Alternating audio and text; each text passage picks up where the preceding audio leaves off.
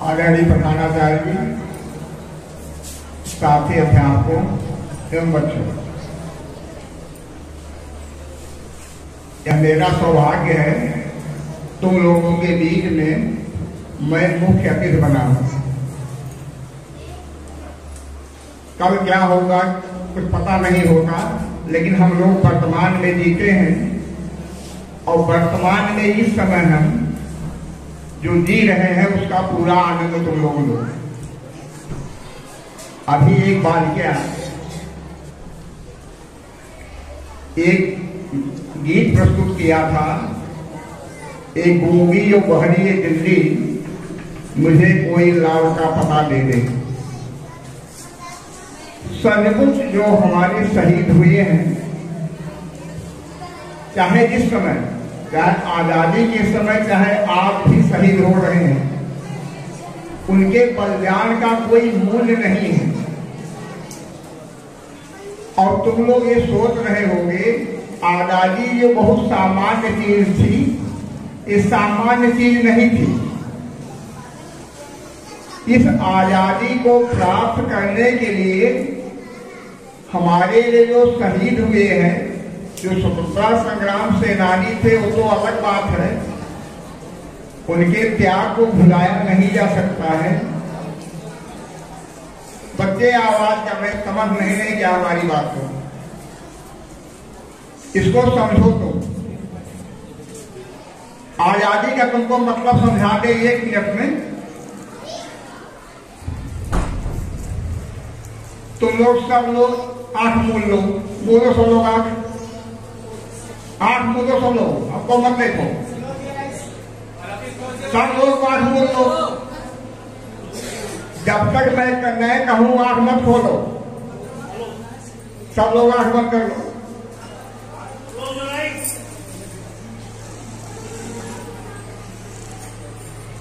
कुछ लोग आग धीरे धीरे मुल्का करके देख रहे हैं कि मेरे साथ क्या कर रहे हैं। अच्छा, तो लोग आंख खोल लो, अब आंख खोल लो। अगर तुमको मैं 20 मिनट के लिए आंख बंद करने के लिए कहता हूं, तो तुम लोग आंख कर ले मुल्का करके देखते हो मेरे साथ क्या कर रहे हैं। और बताइए, यही देश हजारों वर्ष तक गुलाम रहा। हमको न आंख खोलने की आजादी थी, न बोलने की आजादी थी, न सुनने की आजादी थी, न कुछ करने की आजादी थी। बताइए हमको कितना कष्ट हुआ होगा। 20 मिनट आंख बंद करने के लिए, 20 सेकंड आंख बंद करने के लिए तुम लोगों को इतना कष्ट हो रहा है। उसी देश में न तुमको बोलने की आजादी थी, न सुनने की आजादी थी, न देखने की आजादी थी। कोई भी अत्याचार होता था, तुम बोल नहीं सकते थे। तुम्हारे बाप और दादा को छोटी सी गलती के लिए गांव के नीम के पेड़ पर फांसी पर लटका दिया जाता था, तुम कुछ कर नहीं सकते थे। अनाज हम पैदा करते थे और उसको ले जाकर के उन माने राजाओं को मैं उसको कर के रूप में वो दे देता था। ये आजादी ऐसे नहीं मिली। और एक ही और तुमको बताऊं, जिस दिन आजादी मिली है उस दिन भारत और पाकिस्तान का बंटवारा हो गया, दो भाई अलग हो गए। अगर तुम्हारे गांव में किसी घर बंटवारा होता है, बड़ी तकलीफ होती है। और उस आजादी के बाद 15 लाख लोग मारे गए, चाहे वो हिंदू मारा गया, चाहे मुसलमान मारा गया, 15 लाख लोग मारे गए। और पूरे पाकिस्तान से जितने हिंदू थे उनको मार करके उनके स्त्रियों को, बच्चों को माने किस ढंग से भेजा गया, इंडिया से कोई कल्पना नहीं है। तुमको आज भी पता है तुम्हारा दुश्मन क्या करता रहता है। रोज 10 सैनिक, 20 सैनिक, 25 सैनिक को हम मारे जाते हैं। इस आजादी को जो तुमको मिली हुई है, इसको आजादी को तुमको प्राप्त करने के लिए बहुत त्याग किया हुआ है। अभी तुम जब बड़े हो जाओगे, छोटे छोटे बच्चे नहीं समझ पाते हैं तो थोड़ा होने के बड़े बच्चे होंगे। अगर तुम इलाहाबाद पढ़ने जाओगे, वहां एक चंद्रशेखर आजाद पार्क है। चंद्रशेखर आजाद ने अपने को ही इतने बड़े क्रांतिकारी थे कि उनको मैंने सारों देश में पूरे क्रांति कर रहे थे। जब उनको पता चल गया इन लोगों को कि हाँ अवसर पार्क में बैठे हुए हैं चंद्रशेखर आजाद, उनको मारना चाहे, और वे क्या किए, स्वयं अपने को गोली से मार लिए। 2 गोली अंग्रेजों को मारे और तीसरी गोली उनके एक बची थी, उसको अपने लिए मार ली। कोई ऐसे मरना चाहता है? बताओ, किसके लिए मरे? इस देश के लिए मरे, हमारी तुम्हारी आजादी के लिए मरे। और तुमको लगता है कि बहुत आसान चीज रही, आसान चीज नहीं रही। इतना बलिदान हुआ है। और एक ही और तुमको बताऊंगा, हम लोग नारा लगाते हैं पंडित जवाहरलाल नेहरू जिंदाबाद, महात्मा गांधी जिंदाबाद। इनके आजादी भीख मांगने से नहीं मिलती है, आजादी सर कटाने से मिलती है।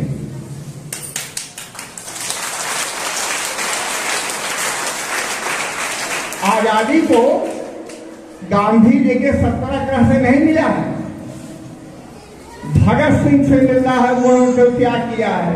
चंद्रशेखर आजाद से हुआ है, अशफाकुल्लाह से हुआ है, राम प्रसाद बिस्मिल से हुआ है, महारानी लक्ष्मीबाई से हुआ है। जितने इतिहास के रोड हमारे हैं, इसके लिए अपना सब लिए हैं। अभी जो प्रति कच्चा गई है, बहुत हाई कटिंग थी। एक सैनिक की मां दिल्ली में जाकर पूछती है, मेरे बच्चे का पता बता दिया जाए। कोई बताने वाला नहीं है। तुमको बता दें, यह सौभाग्य देश का है। हमारे सैनिक सीमा पर मरते थे और वहीं उनकी लाश दफना दी जाती थी, वहीं उनको जला दिया जाता था, और उनके घर कार्ड आ जाता था और 25,000, 50,000, 1 लाख का चेक आ जाता था। बस यही था। ये तो अटल बिहारी वाजपेयी जब प्रधानमंत्री हुए तो पहली बार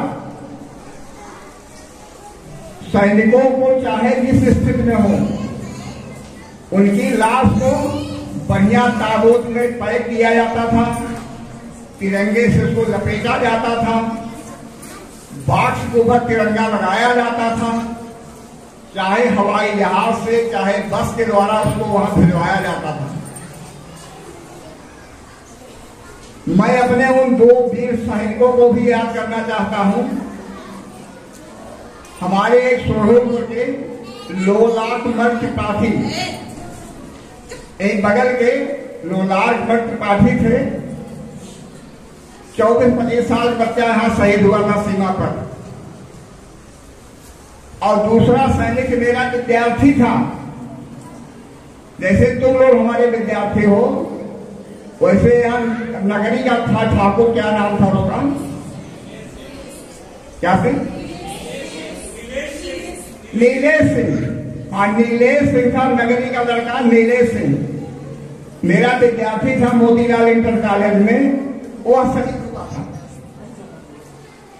तो क्या उसके बदले को हम पैसे से तोड़ सकते हैं?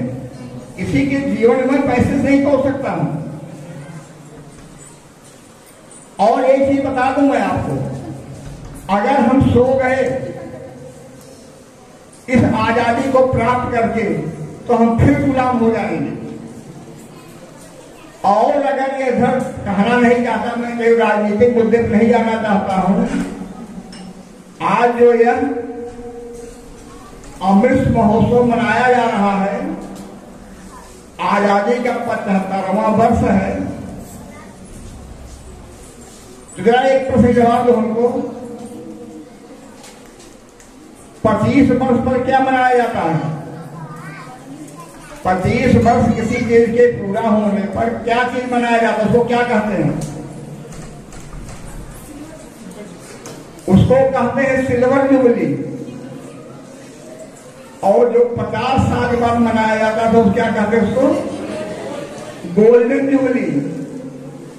और जो 75 साल के बाद मनाया जाता है वो क्या कहलाता है? डायमंड जुबली, नहीं, हीरक जयंती। और जो 100 साल के मनाया जाता है उसको क्या कहते हैं? सेंचुरी, शताब्दी। तो यह जो हीरक जयंती का वर्ष है 75 वर्ष का है, इसको हम अमृत वर्ष बना रहे हैं। और हमारा लक्ष्य है 2047 तक हम डेवलप्ड कंट्री बन जाए। और उसको तुम लोग करोगे, हम नहीं करेंगे। हम तो पता नहीं उस समय कितनी किस दुनिया में होंगे, लेकिन मैं आशा करता हूं कि तुम लोग जो हो 2047 में पूर्ण विकसित भारत को देखोगे। उसके बाद आप लोग कार्यक्रम यहाँ प्रारंभ करें। अभी मैं जा नहीं रहा, मैं 11 बजे तक आप लोगों के बीच में रहूंगा और बीच में भी अगर कोई मुझको और आप लोगों को फिर बताऊंगा। धन्यवाद। बहुत बहुत धन्यवाद सर, आपके मार्गदर्शन के लिए हम सदा आभारी रहेंगे।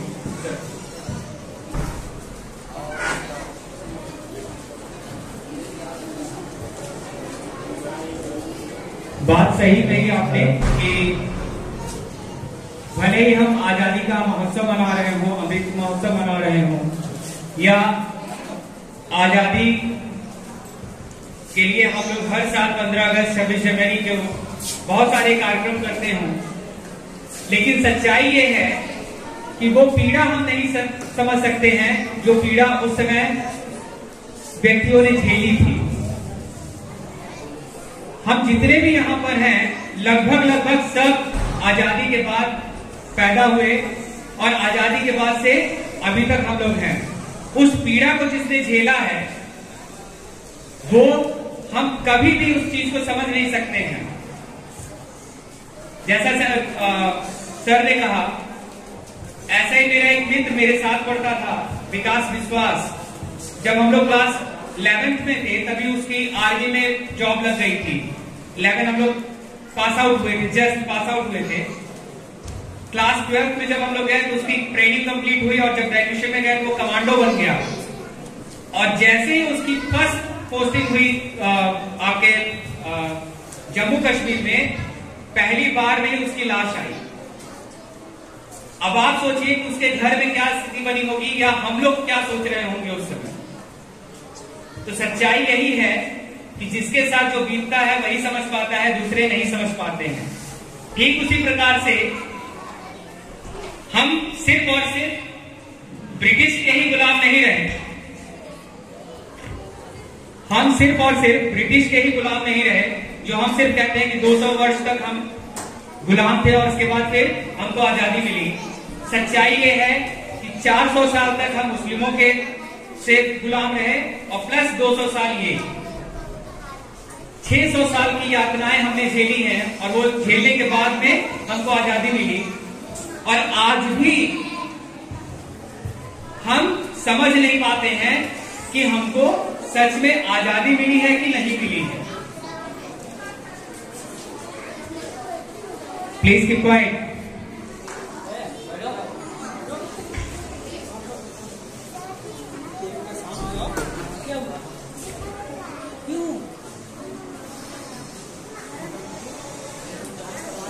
सच्चाई यही है ना कि आज भी हम नहीं समझ पा रहे हैं उस हमको आजादी मिली है कि नहीं मिली है। अभी आपको जैसा सर ने अभी किया, मात्र 20 सेकंड के लिए आपकी आंख बंद कराई और आप आधे आंख खोले हैं और आधी आंख मूंदे हैं और इतने कष्ट हुए। आपको कहा जा रहा है शांत रहो बेटा, एकदम से बात नहीं करना है, और इस पर भी आपको लग रहा है कि प्रेशर दिया जा रहा है। और उस समय सोचो कि व्यक्ति ना घर से निकल सकता था, ना अपने मन की कर सकता था, ना अपने मन की सोच सकता था। तो आगे का क्रम बढ़ाते हैं, समय बहुत कम है और इसे जल्दी जल्दी समापन की तरफ ले चलते हैं। धन्यवाद।